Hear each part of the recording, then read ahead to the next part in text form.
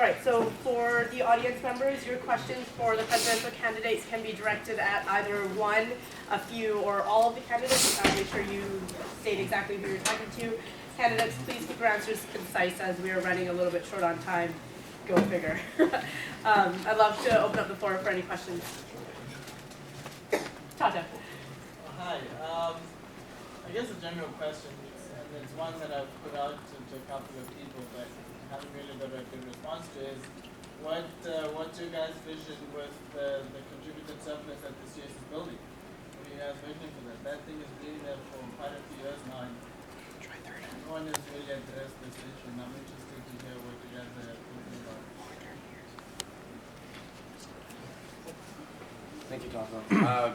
It's an important question. So just as a bit of context for everyone, the contributed surplus was built up over a period of time, and now it stands at $340,000 or so from having an increase in students on campus, over budgeting, and a non-compensatory increase in spending on part of the CUS.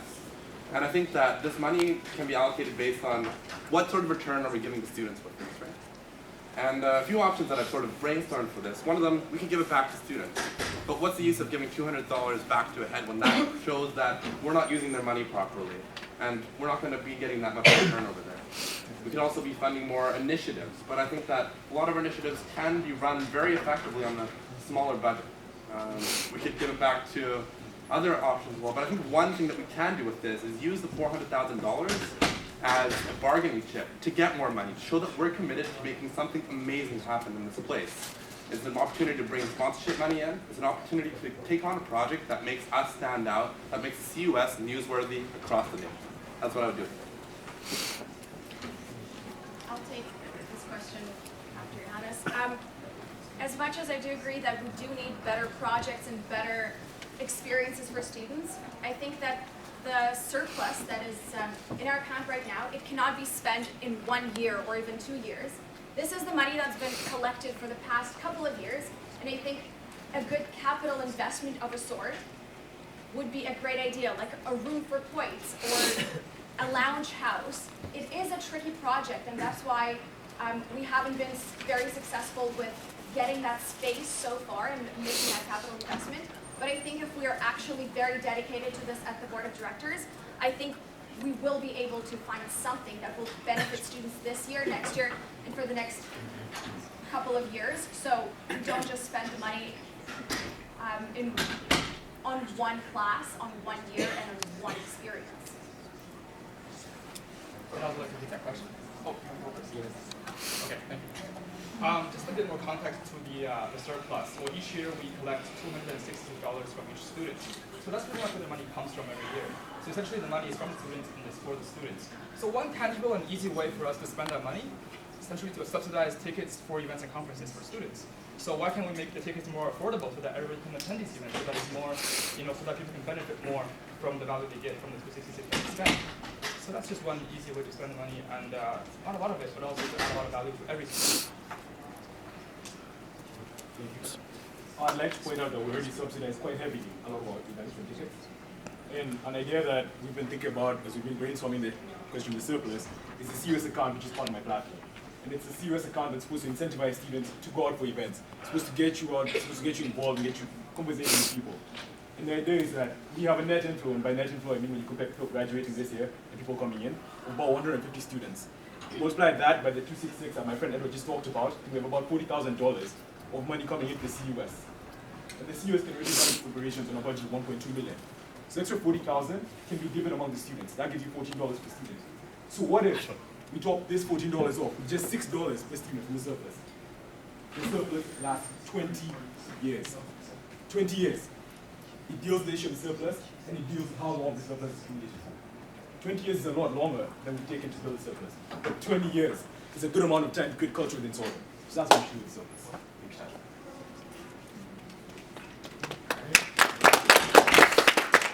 Thank you, everyone who's spoken before me. I think the first thing that needs to happen is that money has to start working for us. It's just sitting in an account right now.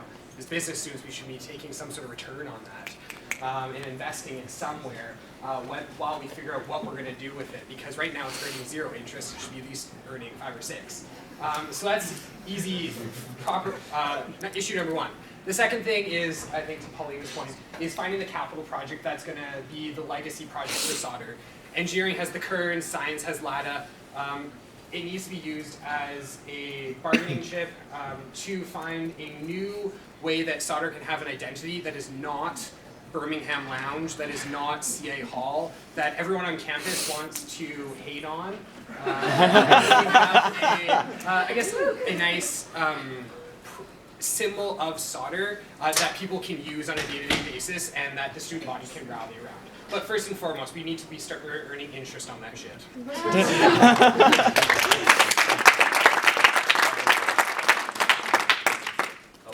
I just want to point out, we've had references to black and yellow, interest on that shit, like, to ghetto presidential. I'm good. Yes. So I only have one question, specifically directed toward Edward Yang. So you're a corporate relations director this year. Can you please tell me how you're going to repair the relationship between one of the big four firms after an incident with you as corporate relations director? Sorry, the last part of the question. Yes. How are you going to repair the relationship between one of the big four firms after an incident that you caused as a result of your leadership under the corporate relations team? Could you be more specific as to Towards one of the big four firms after a specific phone call that was made regarding a certain payment of a COS account? If I understand your question correctly, it's a phone call that ruined the relationship between one of the big four firms. However, to my understanding, there is no such thing happening that actually ruined the relationship. Could you please be more specific as to your question? I don't know how to address it. I don't think we can be more specific without disclosing any confidential information, so is that okay to just let it slide? Well, I can still answer the question. I mean, like, in terms of the CR team this year, we raised more money than last year. We raised over $70,000 this year in terms of sponsorship money for the conferences and events. And I think overall the thing has been run very smoothly, and we have dealt with all the sponsors without our care. I think the first thing when I first talked to Chad was I asked him, what do you define as a successful CR director? He told me the thing is, well, the most important thing is not the money, but it's not to piss anyone off. So that's what I've been trying to do the entire time. So if there was ever been some sort of miscommunication, it has to be dealt with directly. I think my CR team has done a great job for that. So thank you.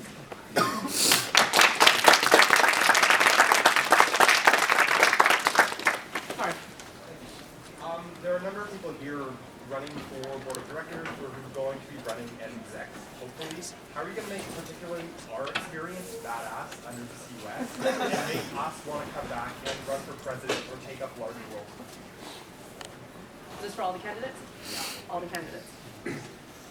Do you mind repeating your question and elaborating a little bit more? So just for those coming in specifically to the board of directors or as execs, how are we going to create an awesome experience for those particular individuals, which will incentivize them to come back and contribute on a longer time frame to this CUS? Okay, I can take that question first. So last year, I think we've started bringing back that culture in between those people who are involved in this CUS. We've hosted several retreats for the board, for exec, and for the service council. And I believe that was a really good start to bringing that culture back. I think those relationships that you build in meeting people, that's what's going to bring you back. That's what brought me back. And in the new constitutional referendum, we're